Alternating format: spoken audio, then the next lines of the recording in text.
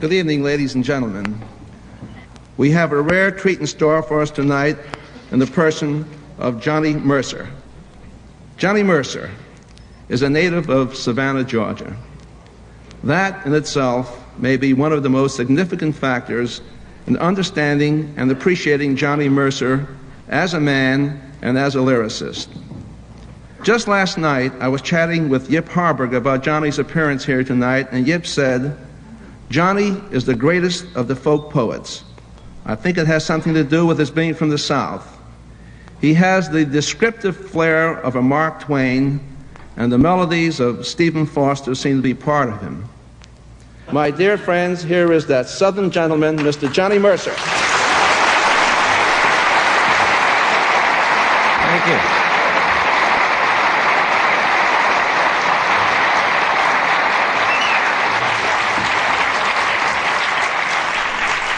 Thank you, ladies and gentlemen. Thank you, Maurice.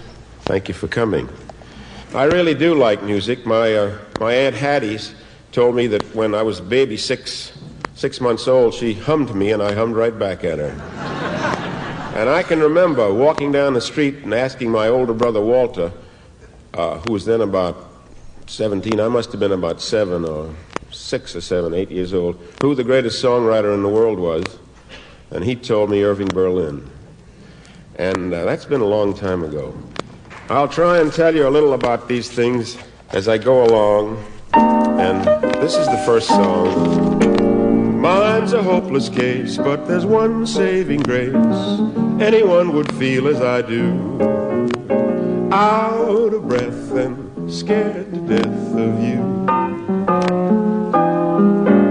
Love was first divine, then explored and defined. Still the old sensation is new. Then scared to death of you. It takes all the strength that I can call to my command to hold your hand. I would speak at length about the love that should be made, but I'm afraid. Hercules and such never bothered me much.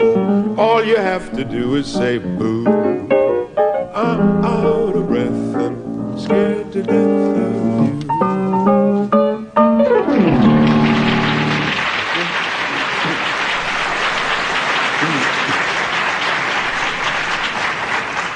When I left Savannah, I stowed away on a boat to get up here to be an actor, and they caught me the first night out and put me to work down in the hold. I didn't like it too much. It was kind of dirty down there, but I loved seeing the New York skyline when I arrived. And I went around to the Garrick 80s to try to get a job as an actor, and they told me they needed some songs, no actors, so I went home and I wrote that song. I must tell you that the show was terribly important for me for many reasons. Not only was it my first published song, but I met my wife. She was in the chorus, and a year later we got married. And I also met Yip Harburg, who was a big influence in my life. He's a little older than I, and he was sort of my guru.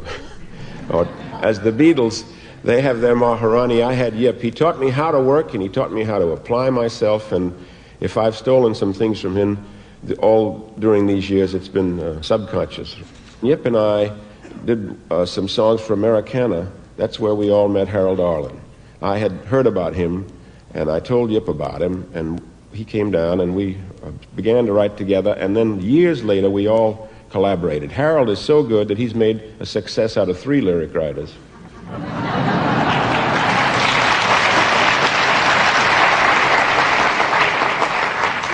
And I was writing and writing and writing everything, and this is one of the songs that I used to sing at parties, and never got published, never got in any of those reviews. But the first chorus was sung, a straight chorus, like I'm going back to the farm, though Manhattan has charm, this big city is no longer pretty, so I'm going back to the farm. Then the second chorus was sung by a lady of easy virtue who was finding it tough during the Depression. And then the third chorus is this chorus, which is sung by a cow with a mechanical milking attachment. I'm going back to the farm. I've got cause for alarm. I'm in lodging from too much massaging, so I'm going back to the farm. Milked in the old-fashioned way, I'd give 10 quarts a day. This is grand style, but give me the hand style. Oh, I'm going back to the farm. With a thing like this invented, how's a cow to be contented? I can hardly chew my cud. Really, it's too aggravating when I know my boyfriend's waiting for our little game of stud. I'm really getting the works. This machinery jerks.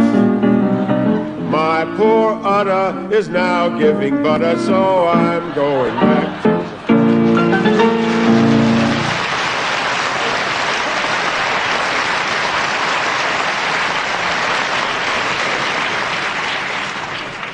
These three songs, maybe some of you old folks will remember, this sort of constitutes my Whiteman career.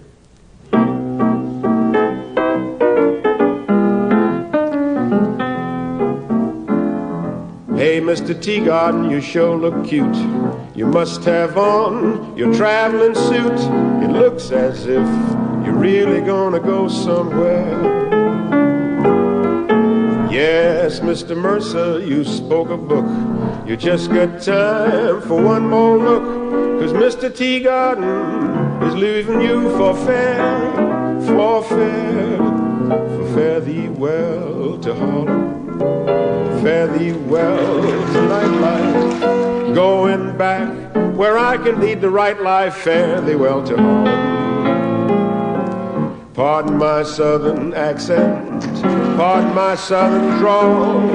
It may sound funny, but honey, I love y'all. Napoleon at Waterloo, writing Josephine a billet doux. Josie, I have got to close this epistle. There goes the whistle. Here come the British with a bang, bang.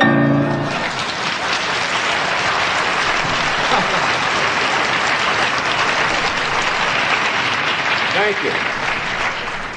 During this time, being in a band, I used to go to the famous store in the Onyx. We'd have 2 hours off between the dinner show and the supper show, and we'd go over there, and Ginger and I'd sit around and hope somebody would buy us a drink. We'd buy the first one. And I'd sometimes make up blues. Well, some of my friends asked me if I'd make up some tonight. Well, just to give you an idea of how it was, there's E.Y. Harburg sitting unobtrusively in the 17th row, and Mr. Harold Arlen, with whom I wrote a very unsuccessful show. And what an old Episcopal choir boy is doing up here, I do not know. And then I might say, in conclusion, ladies and gentlemen, I would like to thank you all, including those cats whose name are up there on the wall. And thank the Young Men's Hebrew Association for the use of the hall.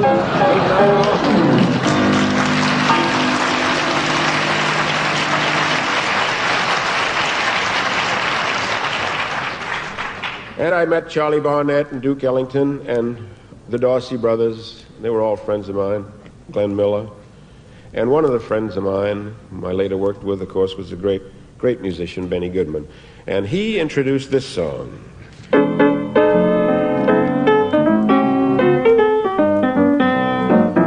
Did you ever hear the story of the Dixieland Band? Let me tell you, brother, that the music was grand. They had piano and a clarinet. The only thing they needed was a second cornet. And that's what led to the ruin of the Dixieland Band. When the folks would holler for the maple leaf rag, they would get to swinging, but the music was drag. They had to keep him 'cause he played so sweet, but they needed someone who could give them the beat. Someone who swung with the rhythm of the Dixieland Band. And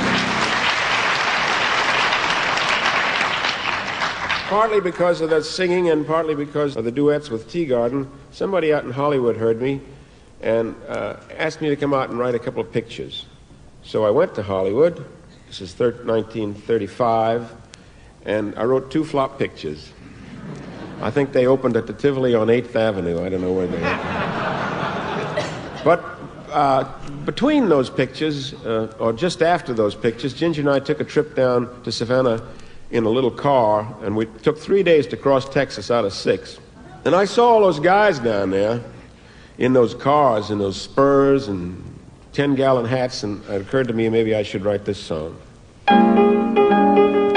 I'm an old cowhead from the Rio Grande, but my legs ain't bold and my cheeks ain't tan. I know every trail in the Lone Star State. I'm a cowboy who is up to date, and I ride the range in a Ford V8. Yippee-I-oh-ki-hey, yippee-I-oh-ki-hey. And Bing Crosby put that in a picture, and I really think he saved my Hollywood career, because I began to get some more offers after that. Another thing I did out there was make some of my own recordings away from the Whiteman Band. And one of the first records I made was another Hannigan song.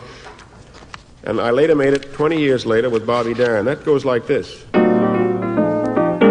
I was talking to the whippoorwill. He says, you got a corny trill. Bob White, what you gonna swing tonight? I was talking to the mockingbird. He says you were the worst he's heard. Bob White, what you gonna swing tonight? Even the owl tells me you're foul, singing those lullaby notes. Don't be a bring down if you can swing down. Give me those high notes. There's a lot of talk about you, Bob, and they're saying you're off the car. Fake it, Mr. B, take it. Follow me, Bob White. We're gonna break it up tonight.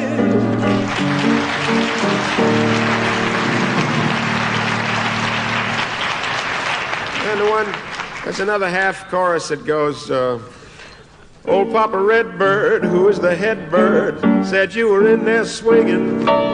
Even the jackdaw flew out the back door, bucking and winging. You instigated such a swinging gig that all them quadrupeds wanna dig. Here come the moose and elk, and there goes Lawrence Welk, Bob White. We're gonna break it up tonight.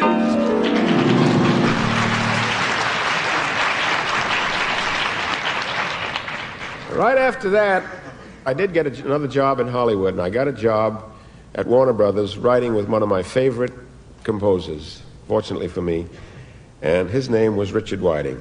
And I now would like to introduce a little girl whom I first heard sing when she was about 12 years old. She sang like an angel then, and she sings like one now. Margaret Whiting.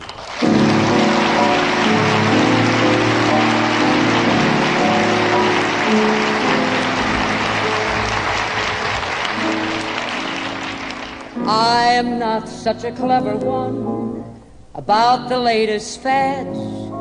I admit I was never one adored by local lads. Not that I ever try to be a saint. I'm the type that they classify as quaint. I'm old-fashioned. I love the moonlight. I love the old-fashioned things. The sound of rain upon a window pane. The starry song that April sings. This year's fancies are passing fancies, but sighing sighs, holding hands, these my heart understands. I'm old-fashioned, but I don't That's how I long to be, as long as you agree to stay old-fashioned with me.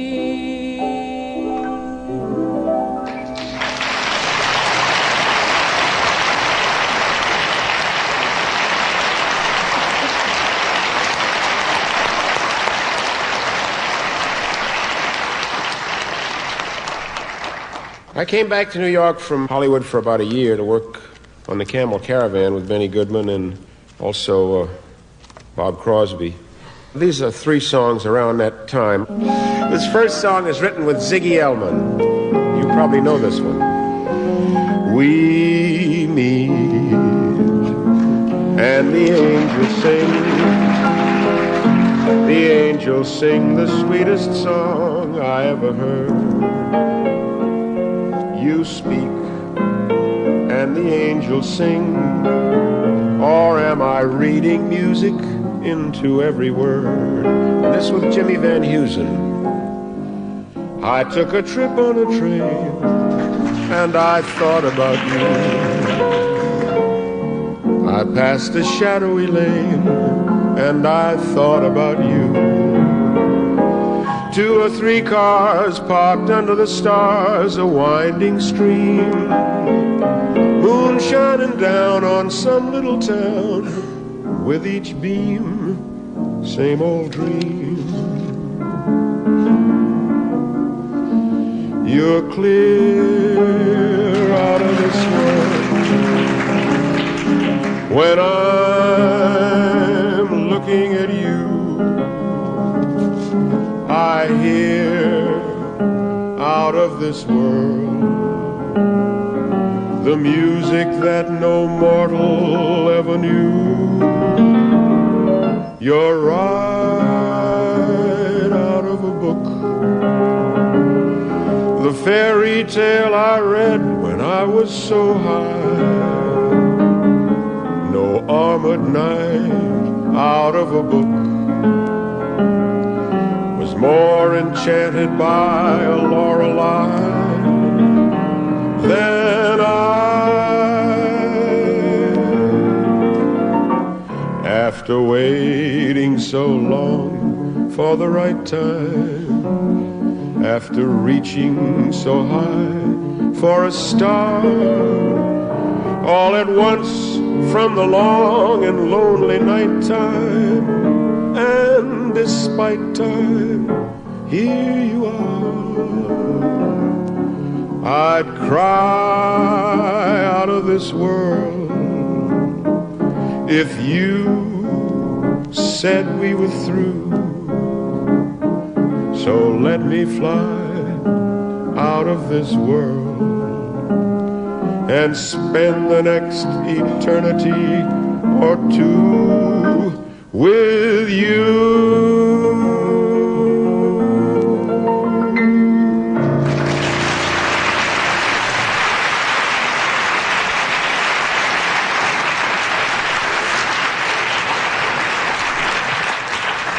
I needn't tell you that's a Harold Arlen melody. I'll tell you something. The success of my rhythmical observations, those times, led to more songs that maybe more in my style, became my style more than anybody else's, maybe set me apart a little bit. Like that Bob White song was a big favorite of Buddy DeSilva's, and that paid off for me later on. I'll tell you how. But these songs, I like to write. They were fun to write, and I'd just like to lay a few on you. A yogi is a man who sits and thinks, never has time for 40 winks. He seldom eats and he rarely drinks, and he's usually from Rangoon. A yogi is a man who takes a pin and casually sticks it through his skin and waits to get his picture in a believe it or not cartoon. Well, the yogi got to be kind of dull in the chorus, so I'll just leave him there. And I went to go on to a song that I started to write with Bernie called "The Medium Couldn't Get Through." To the chick he wanted to woo. Well, she was a girl named Henrietta Clive who split the scene in 1805, and she didn't dig his supernatural jive. So a medium couldn't get through. And then these are just little things. Then there's the girlfriend of the whirling dervish, who's the sweetest one I've found, he's found, but every night in the mellow moonlight while he's out dervishing with all his might, she gives him the runaround. All the boyfriends of the whirling dervish are his best friends to his face, but there's no doubt when he isn't about, they all come hurrying to take her out. She leads him a dizzy pace. He dreams of a Hindu honeymoon. He doesn't dream that every night when he goes out to make an honest rupee, she steps out to make a lot of whoopee. Oh, the love song of the whirling dervish has a sweet and tender sound. But will he burn if he ever should learn that while he's doing her a real good turn, she gives him the runaround.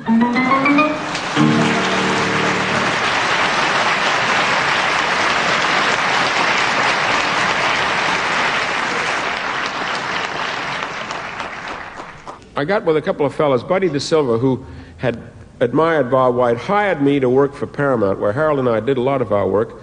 And during that time, we had an idea to start a record company. Glenn Wallachs, who was still with Capitol Records. We went to see Buddy one time, and one day for lunch, and he put up the beginning money, and we started, and we were off to the races. These are sort of the beginning songs of Capitol Records. Arthur Murray taught me dancing in a hurry. I had a week to spare. He showed me the groundwork, the walk-around work, and told me to take it from there. Arthur Murray then advised me not to worry. I had a natural bent. He wasn't mistaken. The falls I've taken have bent me to quite an extent. There's a burlesque theater where the gang loves to go to see Queenie, the cutie of the burlesque show. And the thrill of the evening is when out Queenie skips. The band plays the polka while she strips. Take it off, cries a voice from the rear. Take it off, soon it's all you can hear. But she's always a lady, even in pantomime. And she stops, and always just in time. This is a G.I. jive, man alive. Starts with the bugle blowing reveille over your bed when you arrive. Jack, that's the G.I. jive. Roodle-de-toot, jump in your suit, make a salute, or revoot. After you wash and dress, more or less, you go get your breakfast in a beautiful little cafe they call the Mess. Jack, when you convalesce out of your seat into the street and make with the feet, or read. If you're a PVT, your duty is to salute the L-I-E-U-T. But if you brush the L-I-E-U-T, the MP makes you KP on the QT. This is a G.I. jive, man alive. They give you a private tank that features a little device called fluid drive. Jack, after you revive, chunk all your junk back in the trunk, fall on your bunk, clunk. Soon you're counting Jeeps, but before you count to 5, you'll be right back digging at G.I. jive.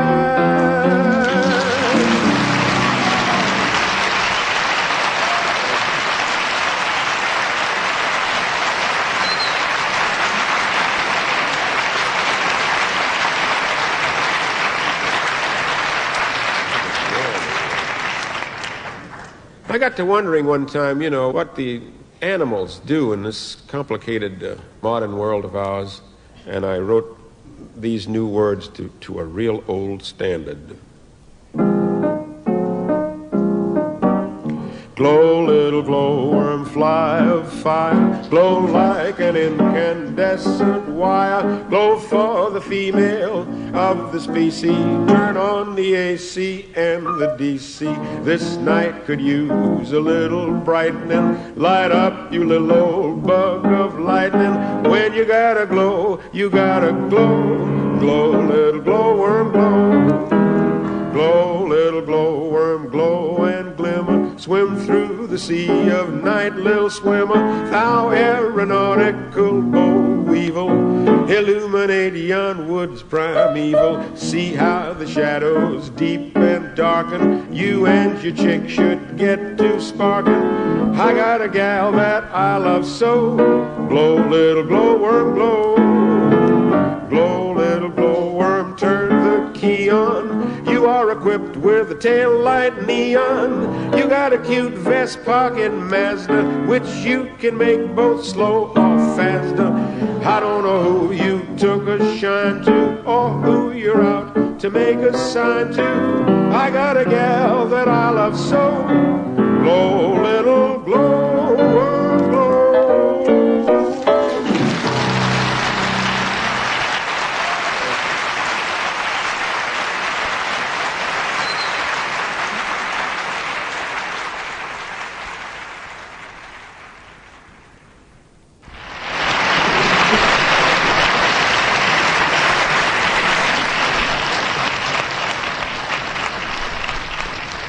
I came back to Hollywood, and I got a job on the radio. Bob Hope did his first overseas tour, and I took his place for the summer, and it was the Pepsodent program. And if you know Pepsodent, that summer was featuring a thing that they put in, an ingredient called irium. And this is I thought I'd sing you the only commercial I ever wrote. Poor Miriam, neglected using irium. Now the telephone ring is the saddest thing. Hello. Wrong number. Uh-oh. Hello. Wrong number. Uh-oh. Girls, don't be like Miriam. Use irium.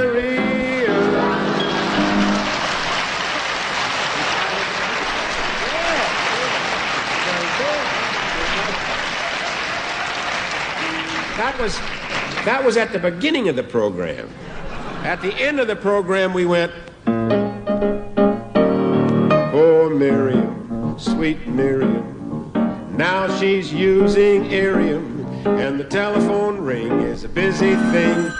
Hello. Some number. Oh. Hello. Some number. Oh. Girls, be just like Miriam. Use irium.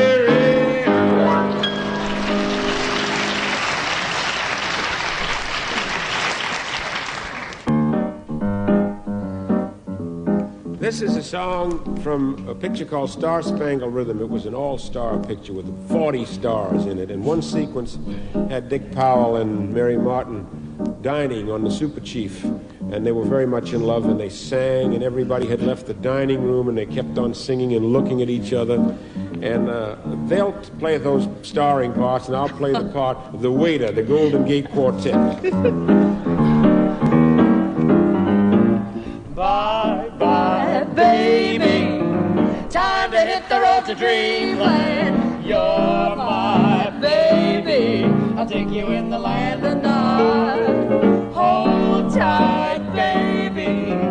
We'll be swinging up in dreamland all night, baby. Where the little cherubs trot. Look at that knocked out moon. Been a-blowing his top in the blue. Never saw the likes of you. What an angel, bye-bye, baby. Time to hit the road to dreamland. Don't cry, baby. It was divine. The rooster has finally grown. Time to hit the road. Now, pardon me, ma'am, and pardon me, sir. This is not a job that we prefer, but it's strictly a railroad regulation that we close this car before we reach the station. So, if you'll forgive our effrontery, I will be as brief as I can be. Yes, yes, a good children is getting time to hit the road. with everything electric and mechanized. If you do get nervous, I ain't surprised, but you know good people you can't cure ills, and with a capsule, tablets, and vitamin pills. And the only thing to rest your head is a good night's sleep in a quilted bed. So just resolve to be good and firm, because the early bird is going to catch the worm. Yes, yes, so good children, it's getting time to hit the road. Now see that moon shining way up there. His chops is all beat and he ain't nowhere. He's dying to get him some shut-eye too, but he's got to stay up and light the way for you. So be good children and treat him right. He will shine like a lantern tomorrow night. It's 2:30 and that ain't no crime. We trust you had a most enjoyable time. I surely do thank you for your friendly call. We's forced by law to say good night all. Bye bye baby, time to hit the road to dreamland. Don't cry baby, it was divine, but the rooster has finally grown. Time to hit the road, time to hit the road, time to hit the road.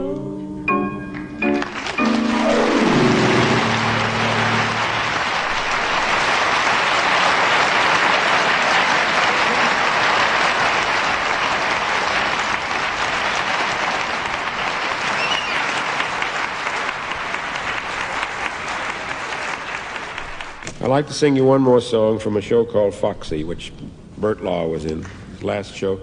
And I never knew Burt too well until this show, but I must say, he endeared me to him.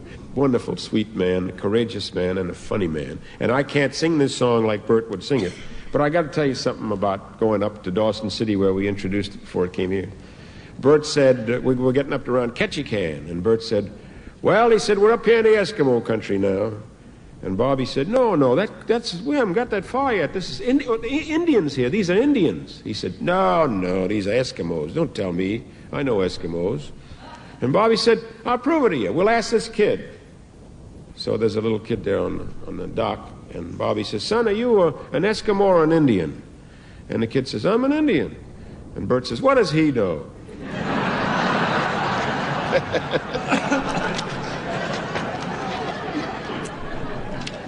I can't find all these lyrics, but here are a couple of choruses, and you'll just have to imagine Bert singing it.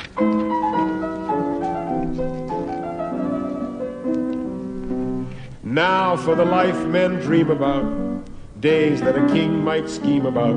Once I have got my palatial yacht, I shall slowly steam about the brine. Fie on the word economy, I'll live a life of bonhomie. Sail into port for a night pool of sport, full of rare gastronomy and wine. Manchester and Dorchester and Chichester and Perth, sailing on the Firth of Forth, or is it Forth of Firth? Wappington on Battersea, the Shire of my birth, in a thatched home of modest worth, unpaid for. Birmingham and Nottingham and Sandringham and Crewe, Shrewsbury and Tewkesbury and Shaftesbury and Loo, where I starred as Portia in The Taming of the Shrew. As we would say in school, I've been around the pool, so I'm the bon vivant you want.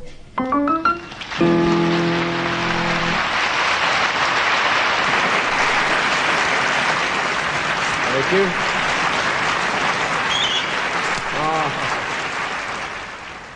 Ladies and gentlemen, this next section of our program is absolutely, completely unrehearsed, and there was the deal between... How about the first part? The deal between Johnny and me was that he would not know any of the questions I was about to ask, so these are coming at him absolutely cold. Well, Johnny, surely you must know that now you're the model and the inspiration for a generation of younger lyricists, many of whom are in this audience tonight. And there are just a couple of questions I'm going to ask on their behalf and actually at their request. Sure. What qualities do you look for in a collaborator? In a collaborator, first of all, great talent and integrity.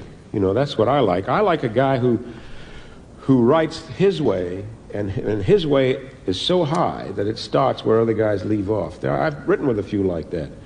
I think Kern is everybody's favorite. I think Harold Arlen is an enormous talented man. I think Hoagy Carmichael, in his way, starts where most guys stop, you know. Other guys may have a little gift this way or that way, and they're all a little different, you know. I prefer to write not with them, but away from them, because I don't like to get too mixed up with them.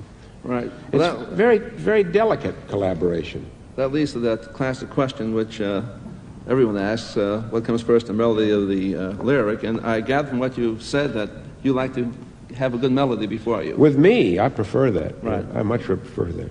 Your Parvick said the same thing. Yeah. Well, you know why? He feels music like a composer, and so do I. So we understand the music. We know where the accents should come. And I don't mean to sound conceited when I say this, but I've often had a lot of good lyrics lost up by writing them first, because the guy doesn't understand the meter that I want. I'd rather try and catch the mood of his tune than have him. Now, there are some exceptions. Mr. Rogers is magnificent, you know, at writing two words. But I think most guys rather do it the other way. This question is, how did your various composers differ in approach? They're all different. Everyone is different. But you know, it's something funny about songs. It's elusive. It's like you're going out looking for the snark, or something that you never heard of, the golden fleece. Because you don't know where it is. It's just up there somewhere, and you can tune in on it. And you get a little glimmer, and you say, ah. You don't even know if it's a word. And then it begins to, you know, it's like you're tuning in to a musical instrument that's miles away. And you say, oh, yeah, there's something there. If I just dig hard enough, I know it'll come. I think that's the way I write. I think that's the way Yip writes, too. Right. Your greatest hits, I'm talking numerically now, the greatest number of hits came from straight pop songs or from the movies. Mm-hmm. And can you give us some indication of why this did not happen in your Broadway shows? Well, I don't know. Numerically, I'm talking about. I don't know. Frank Lester said, I can show you how to get those big songs in shows. Well, I never had the shows at the time I had my big songs, you know. And you can't let a song hang around too long. Somebody else is going to write it. Especially if, you know, I could never wait, you know, unless you're a recluse. I just don't think I'm that gifted a show writer. I just don't think I am. I think Lerner is a marvelously gifted show writer. He's literate, and he writes scenes well. He writes business songs well. Right. You know. Right. Amen. Well, Johnny, your catalog in ASCAP is just one of the largest there is, and I took off a day last week just to read your song titles. Johnny, I haven't kept count, but I can think of about a dozen song titles you haven't touched on yet. Okay. So here's my last question. If I get off the stage now, will you sing a few of them? Thank you. Well, let me put it in another way. This evening, like all in this series, have been what I call a parlor evening. I mean, it's the kind our parents and grandparents used to have around a piano. It's the kind we songwriters sing at parties for each other, too. But I purposely saved a lot of my songs for the end, because these are really my bread and butter songs. My wife went to Japan a few years ago with her sister, and she was dancing with a gentleman on the boat, and he said, by the way, what does your husband do? And she said, oh, he's a songwriter. He says, yeah, but what does he do for a living? So maybe this medley will prove it. Lazy bone, sitting in the sun, how you expect to get your day's work done? Never get your day's work done, sitting in the noonday sun. So you met someone who set you back on your heels. Goody, goody, so you met someone, and now you know how it feels. Hooray and hallelujah, you had it coming to you. Goody, goody for him, goody, goody for me. And I hope you're satisfied, you baddie, you. You're just too marvelous to marvelous for words that say enough, tell enough. I mean, they just aren't swell enough. Jeepers, creepers, where'd you get those peepers? Oh, those weepers, how they hypnotize. Where'd you get those eyes? Cigarette holder, which wigs me over her shoulder. She digs me out catting that sad dog. You must have been a beautiful baby, must have been a wonderful child. I can see the judge's eyes as they handed you the prize. I bet you made the cutest bow. Oh, you must have been a beautiful baby, 'cause baby, look at you now. That old black magic has me in its spell. That old black magic that you weave so well. Those icy fingers up and down my spine. The same old witchcraft when your eyes meet mine. You got to accept you ain't the positive elim. Might ain't the negative and latch on to the affirmative. Don't mess with Mr. In-Between. No, don't mess with Mr. In-Between. Fools rushing where angels fear to tread, and so I come to you, my love, my heart above my head. I remember you. You're the one who said I love you too. I do, didn't you know? Day in, day out, the same old hoodoo follows me about. The same old pounding in my heart whenever I think of you. And darling, I think of you day in and day out. Dearly beloved, how clearly I see. Somewhere in heaven you were fashioned for me. I'm gonna love you like nobody's loved you, come rain or come shine. High as a mountain and deep as a river, come rain or come shine. Tangerine, she is all they claim, with her eyes of night and lips as bright as flame. Yes, she has them all on the run, but her heart belongs to just one. Her heart belongs to Tangerine. Hooray for Hollywood, that screwy ballyhooey Hollywood, where any office boy or young mechanic can be a panic with just a good-looking pan.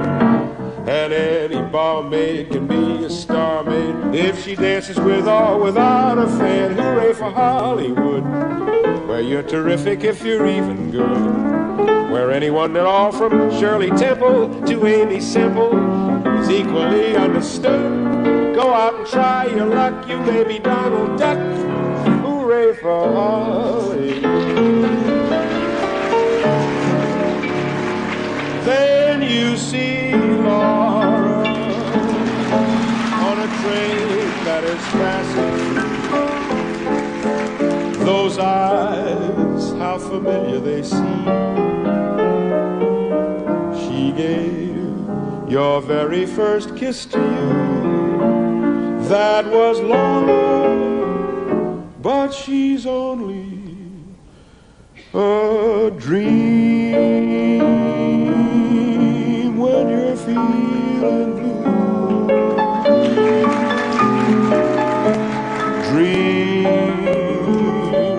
the thing to do. Do you hear that whistle down the line? I figure that it's engine number 49. She's the only one sound that way on the Atchison, the Pica, and the Santa Fe. When an irresistible force such as you meets an old immovable object like me, you can bet as sure as you live, some's gotta give, some's gotta give, some's gotta give. It's 2:45. There's no one in a place except you and me. So set 'em up, Joe. I've got a little story you ought to know. We're drinking, my friend, to the end of a brief episode. Make it one for my baby and one more, and no more for the road. In the cool, cool, cool of the evening, tell 'em I'll be there. In the cool, cool, cool of the evening, better save a chair. When the parties are getting a glow on, singing fills the air. If I ain't in the clink and there's something to drink, you can tell 'em I'll be there. Skylark, have you anything to say to me? Won't you tell me where my love can be? And if you see her anywhere, won't you lead me there? The autumn leaves drift by my window, the falling leaves of red and gold. But I miss you most of all, my darling, when autumn leaves start to fall. I want to be around to pick up the pieces when somebody breaks your heart. I got to tell you about this. A lady sent me this title. She worked in a cosmetic counter in Youngstown, Ohio. And I finally wrote the song, and I told her we had a record by Tony Bennett. Well, she was thrilled. Well, she's the cutest thing. She writes me letters all the time. But she says, "You've changed my life, Mr. Mercer. You just don't know." I said, she began with saying, "People are coming into the store asking for my autograph." And she says, "Next week I have to go on the radio in Cleveland." And 2 weeks later, she says, "I'm going to Cincinnati. I'm going to be on a, I'm getting to be so famous." Finally, she came to New York, and she was on To Tell the Truth or something. Now she goes to Europe, and she said, "Mr. Mercer, I got to work every day next week getting in." She said, "I'm tired. I'm going to get out of show business." And that's when you'll discover that revenge is sweet, as you sit there applauding from a front row seat, when somebody breaks your heart like you broke mine. My mama done told me when I was in knee pants, my mama done told me, son, a woman will sweet talk, give you the big eye. You know, when I wrote this lyric, that was way down at the end, and Harold said, "Why don't you take that and put it up in the front?" A clickety-clack is echoing back the blues in the night. Sad little serenade, song of my heart's composing. I hear it still, I always will. Best on the bill, charade. The summer wind came blowing in, a across the sea. It lingered there to touch your hair and walk with me. Then softer than a piper man, one day it called to you. I lost you to the summer wind. Moon river, wider than a mile, I'm crossing you in style. They had a preview of this picture, Breakfast at Tiffany's in San Francisco, and they had one of those conferences afterwards. Didn't go too well because it was a big hit, but it didn't go too well at this preview. So the producer, Marty Rackin, said, well, I don't know what you guys are going to do, but I'll tell you one thing, that damn song can go.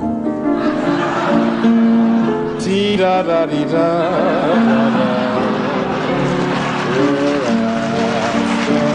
The same rainbows end, waiting round the bend, my huckleberry friend, Moon River and me.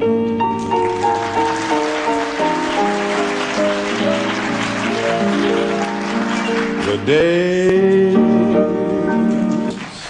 of wine and roses, smile and run away,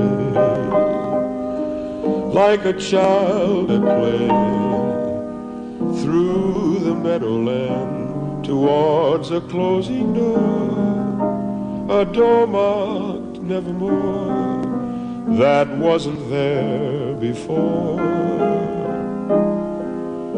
The lonely night discloses just a passing breeze, filled with memories of the golden laugh that introduced me to the days of wine and roses and you.